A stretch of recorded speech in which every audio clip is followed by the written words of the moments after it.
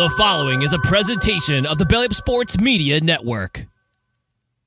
Hey everyone, it's Ryan from No Credentials Required to talk to you about one of our newest partners at Belly Up Sports, SeatGeek. Yeah, live sports is great on television, but the feeling of being at the arena is a priceless experience. That's why our friends at SeatGeek are there to help you find the best tickets at the best prices. Not only can you get tickets to sporting events, but you can also get tickets to concerts, comedy shows, musicals, and more. Search for your desired event now at SeatGeek.com, enter promo code BellyUpSports at checkout, and you save $20 off your first purchase. SeatGeek. Life's an event. We have the tickets.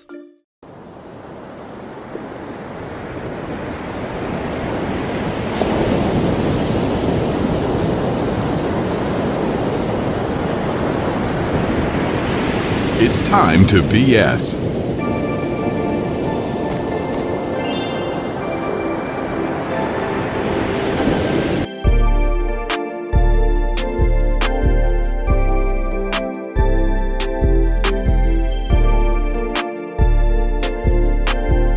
Ladies and gentlemen, welcome to Time to BS with Daniel Smooth. As per usual, I'm coming to you from the lovely beaches of Long Island, New York, on this exciting Saturday afternoon at 2:40 in the afternoon on a Saturday in October. In late October, holy shit, we are 3 days away from Halloween as we're recording this. So naturally, spooky season is here. In the middle of, late October, let's just be real here. Our top story today, to start things off, Panera Bread has been filed in a lawsuit over caffeinated lemonade, which resulted in the death of an Ivy League student from the University of Pennsylvania. The woman happens to be 21-year-old Sarah Katz, who died in September 2022 after a consumed Panera Bread, one of their old drinks being the charged lemonade with a pre-existing heart condition. The drink, which contains more caffeine than a can of Red Bull and Monster Energy drink combined, with 30 teaspoons of sugar, put Katz into cardiac arrest, resulting in her death. Now, naturally anyone would go like, oh, it's terrible. Secondly, why would you go drink a caffeinated lemonade when you have a pre-existing heart condition? Now, that'd be too easy to say, would it? Now, obviously, Panera would probably settle because, they're a multi-million-dollar company. But, let's also remind ourselves that these things happen. Shit like this happens all the damn time. Do I sound clearer now? Put the mic closer to my stupid face. Anyway. Obviously, I feel bad. My condolences go out to the family of Sarah Katz. And then it hit me. I could just make a sandwich, with, basic white bread.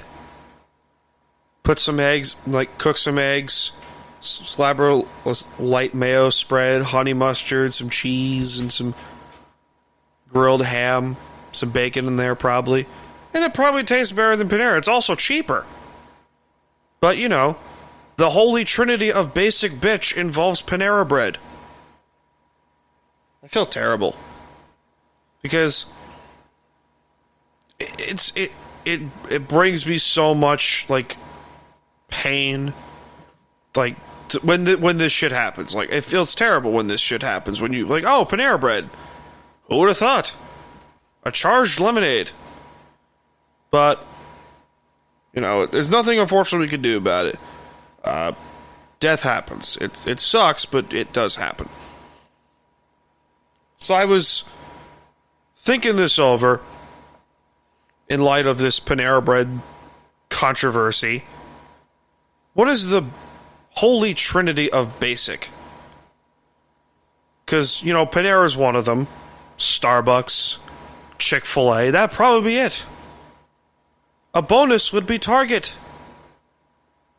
Because honestly, it's like all the basic bitches will go out to their Starbucks or Chick-fil-A and the Panera Bread. Like, oh, this is what we love to do. We love to do this. This is what makes us happy. And I'm like, great, good for you. It just seems like all y'all love your Starbucks so much. The pumpkin spice latte comes out, and all of a sudden, bam, everyone dresses like Han Solo. It's funny as shit. It brings me so much joy to see this over and over again. If you hear background noise, that is not only my air conditioner, but also Donut, as she loves her tower. Anyway. Is Jada Pinkett Smith off her meds? Better yet, is she on crack? First we hear that, she and Will Smith have been divorced since 2016. Or separated, let's be clear here, since 2016. And yes, we'll get to sports, shut up. But it's one of those things where you're like, huh? So you're telling me you've been separated with this man since 2016. And you consider, you whip this man, figuratively speaking, like he's your bitch. I'm like, Jesus. So Jada Pinkett Smith, the somewhat ex-wife of Will Smith, and the mother of Willow and Jaden Smith, came out in a series of interviews saying, oh, Tupac was my first lover. I loved him. It pained me when he was shot and passed away. And then it makes you wonder these things. Like, is she on crack? Like, Tupac was your soulmate, so why'd you marry Will? I mean, I'm sure Will Smith is a great guy. I'm sure he hasn't done anything drastically wrong, aside from overreacting and slapping Chris Rock. But, I feel bad for this man. I do. God hear me now. Bless Will Smith. Just get this man a good life. Even if he just, gets a log cabin in the middle of, like, West Virginia, where he's brewing moonshine or whatever, or making moonshine or whatever. Just give this man a good life. You know what I'm saying? Just give him a good life. But, like, Jada Pinkett, Jesus, you're nuts, girl. I don't feel bad. I don't feel bad for Jada at all. I feel bad for Will. Good Lord. I'm sure all of us do. Let this be known. Since the Amber Heard Johnny Depp lawsuit that came out recently, like the whole court case that happened that was all over the internet, let this be known that relationships are really 50-50 in terms of nuts.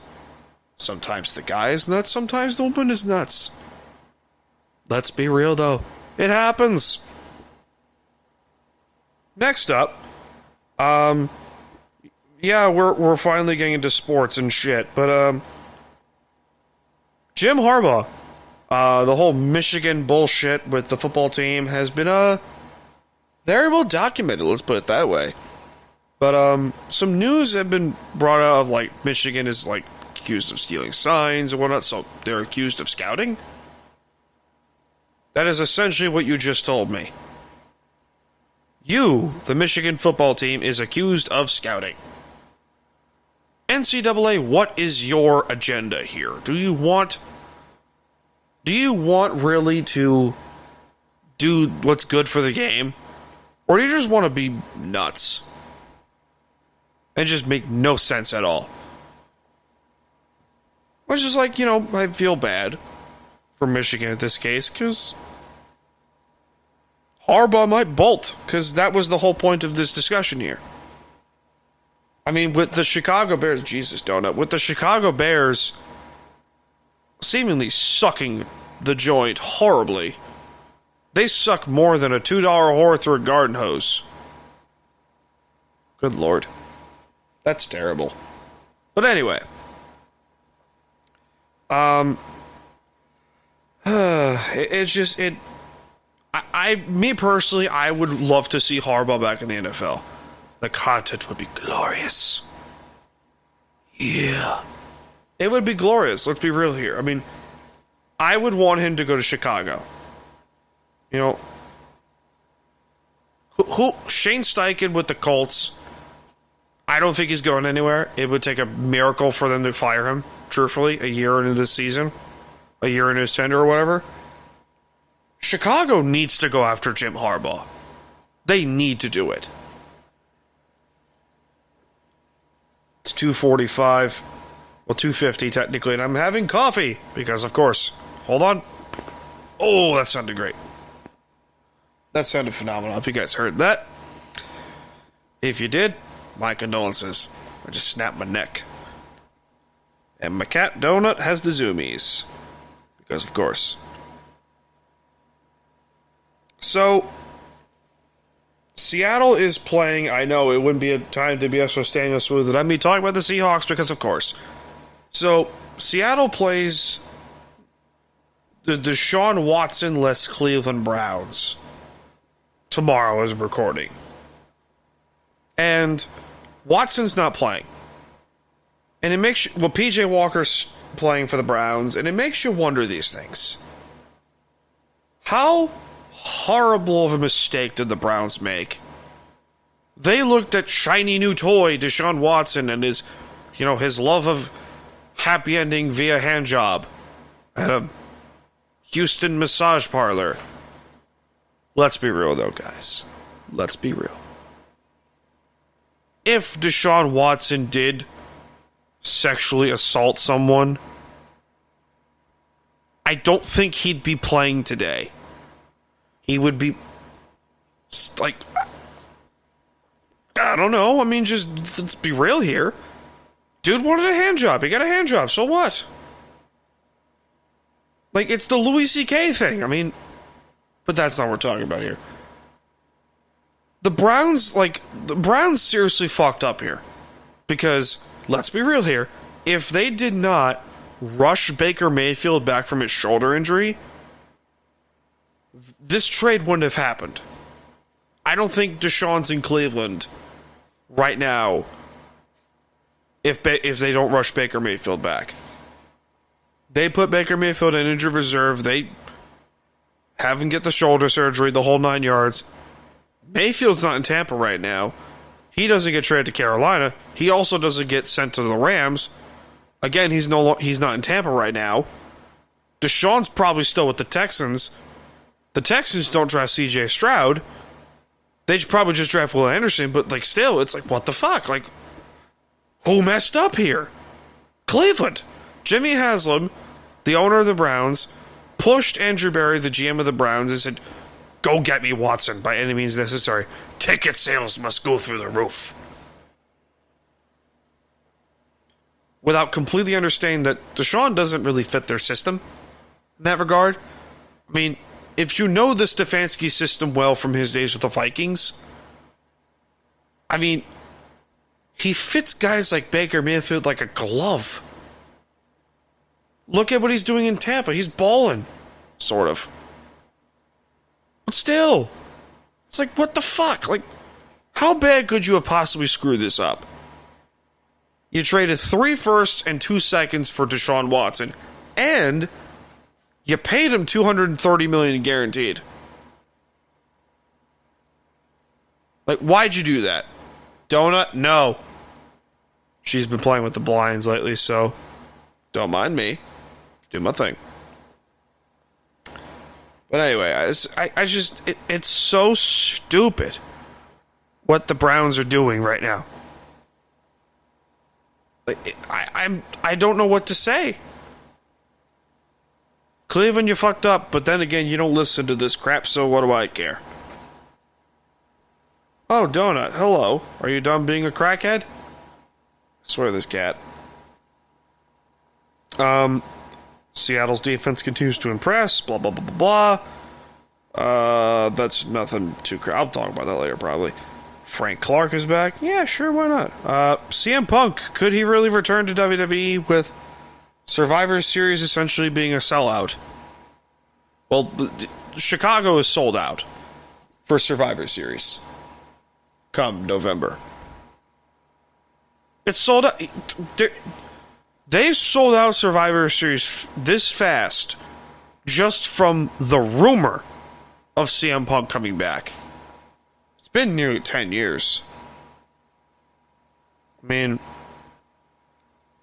I would like to see it, but I mean, let's be real here, though. Does it really matter, honestly? Truthfully? I don't know. So, next up, speaking of WWE, LA Knight gets a title shot. The most over star in the company right now is getting a world title shot against the Tribal Chief Roman Reigns at Crown Jewel. I think it's next week. And I'm pumped. I'm sure they got big plans for this guy coming forward, whether it's to win the Rumble, Elimination Chamber, or something like that. He's getting a WrestleMania match. There's no way he's not. I mean, the dude's got star written all over him. And if I were to put my Jim Cornette hat on and say, okay, what can I do to make this guy over? Roman's going to win. I'd be shocked if he wins. If LA wins. I'll watch the pay-per-view. I will. Because, really, there's no other wrestling promotion that interests me right now. I mean, AEW is, good lord, falling off a map. It's like, I feel bad. I feel bad for them. Let's talk about that. So, speaking of non-WWE wrestling promotions, TNA is coming back. Yeah. How cool is that shit? So, yeah, we have TNA, Total Nonstop Action, or by Vince Russo, Tits and Ass Wrestling, is coming back. Impact Wrestling is being rebranded at their pay-per-view. The first pay-per-view next year is Hard to Kill. They will officially return back to the TNA label. That is cool. That is cool as shit. I mean, if you remember the glory days of TNA, you will remember how fucking awesome it was. Not just the whole six-sider, that was unique, but like AJ Styles, Christopher Daniels, Frankie Kazarian, Chris Sabin, Alex Shelley, those two that I just mentioned, the most Machine Guns, Abyss, Kurt Angle, or Perk Angle in his prime, you know, Jeff Hardy with TNA, Bobby Lashley, not Lashley, but you know, like, the homegrown talent was there. Samoa Joe in his prime was there. You know, like, the Aces and Eights, like, it was such a great time to be a wrestling fan when TNA was at its was at its peak. It really was.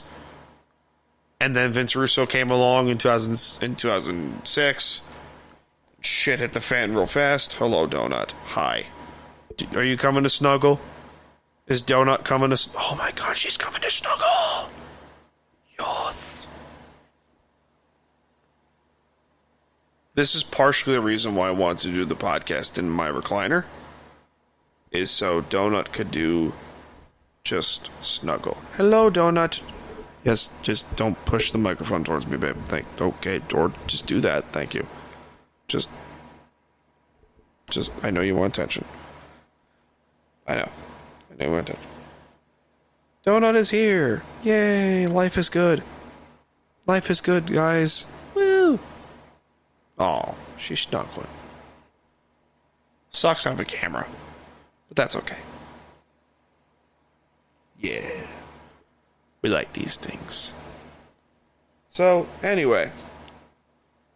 Next up. Seahawks get a very interesting player back with Uchenna Nwosu being out for the year with a torn back, blah, blah, blah, blah. So it's alright. Islanders look good-ish. So, okay, fine. I'll defend this. I will defend the possibility of the Islanders blowing it up. Because the fans will... let's be real here. A lot of fans are quick to judge. Very quick to judge. And they will constantly, there will be 3 games in the year. They will say the dumbest of shit, like fire Lou, or blow it up, trade everyone, blah, blah, blah, blah, blah. When you realize that it's an 82-game season. 82 games. Think about that shit. You got 82 games to figure out who the hell you are. If you make the playoffs, great. If you don't, fine. Whatever. But it's one of those where you look back and you remember where you came from as an Islander fan. You know?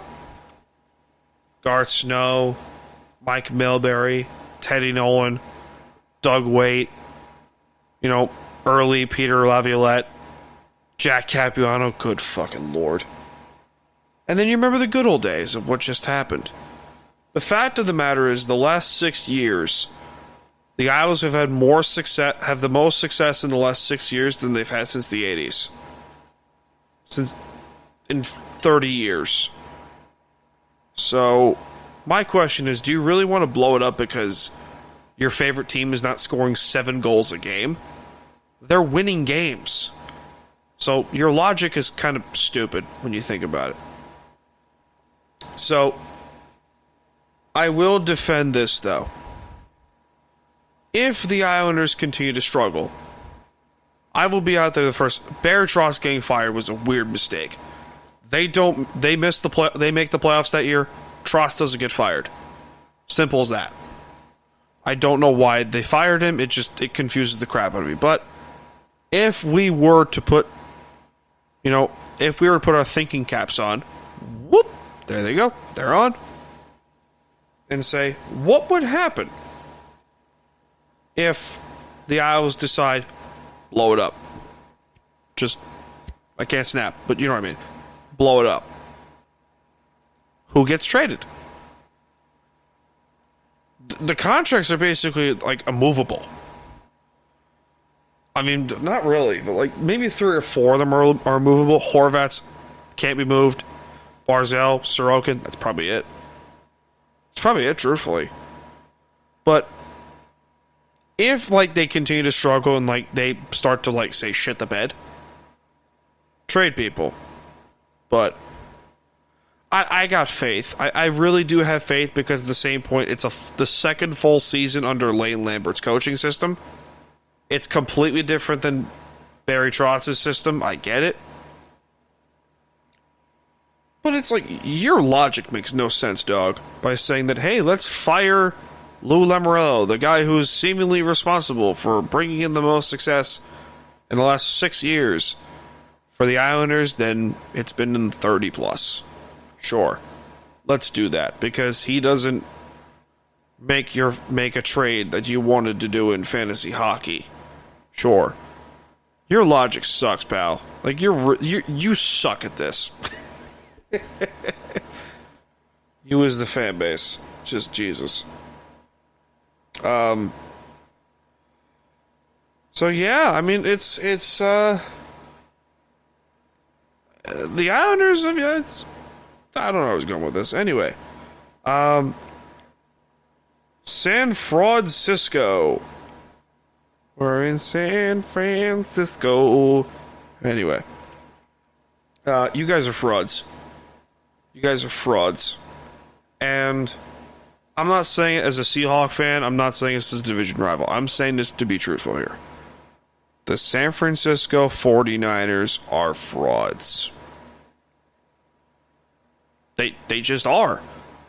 People want to label them as the best team in the NFL, when really, who the fuck is the best team in the NFL in October? Who is it? What is this narrative? ESPN, shut up. Just Jesus. But we love narratives. We do. It's so dumb. It's just so dumb how we want to say San Francisco's so good when really who have they played? Who have they played? Truthfully, who have they played in their wins? Matthew Stafford got sacked, 9 times in the first game? Stafford doesn't get sacked 9 times. In fact, he gets sacked 4. Rams probably win.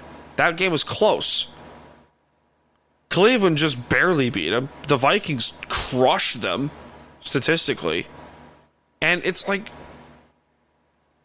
I understand the defense is there. The defense is otherworldly great. But at the same point, the offense is suspect to mistakes when you take one of Kittle, Deebo Samuel, or McCaffrey out. All of a sudden, who the fuck's there? Their offensive line is just Trent Williams, and that's it. That's it! It's Trent Williams, and that's it. So, the fuck? Anyway, well, I got 5 minutes here to speak my mind and talk my bullshit. I want to, talk to you guys about a couple things. I understand that us as a generation, from the ages 30 going backwards to let's say 22, that 10-year window, 8 to 10 years, our expectations are high on ourselves to do something that, quite frankly, we might not do, and that's okay, because we can't reach those expectations. You want to be like this overly successful individual or whatnot, when in reality you probably aren't. And that's okay. I see this shit all the time with people with anxiety, heightened anxiety about I just want to do this. Okay, then lower your expectations. Lower them. You're not going to be Neil Armstrong and go on the fucking moon. Just, I'm being real with you here. If you want, truthfully speaking, to be feel better, quote, lower your expectations, understand that shit happens, and just take it day by day, step by step. Use your freaking head. You got a good brain on your shoulders. You know these things. You'll get your shit together. I was speaking with John the other day. I was talking with John on Wednesday, and I was like, dude, I'm trying so hard to, I don't know, impress people. And then he said, dude, you'll get your shit together. You'll be fine. I appreciate having, good friends in my life. And, great family in my life and great people in my life as a whole. And there are times where you start to, it'll get in your head sometimes, and it, where you'll begin to feel unappreciated, and then you'll look back on a lot of shit and be like, wow, I could have done that differently, when you can't change the past. Past is there, brother. Past is there, sister. Just shit's there. It's never, you can't change who you are just by altering the past. What happened, happened. They say the past makes you who you are today, and for a better tomorrow. So, think about that while you go to bed. Hey, this happened back then, but at the same point, it makes me who I am today. And you can be better tomorrow. Lower your expectations of yourself. Just be you. Stop trying so hard to be something or someone you want to be, that it's not going to happen. And that's good. That's fine. Just relax. You're good. Enjoy this shit. Just enjoy life. Take life with a grain of salt. enjoy that shit like a glass of whiskey and a good cigar. So with that being said, that'll do it for this episode. Time to BS with Daniel Smooth. Guys, I like doing these. I like doing these a lot. And I appreciate you taking the time to, take a half an hour out of your time to come listen. Just enjoy a good time, So, Donut's here. She's asleep. Life is good. Ladies and gentlemen, my name is Daniel Smooth. I'm coming to you from the lovely beaches of Long Island, New York. And I will see you all in this life or the next one. Have a good one, guys.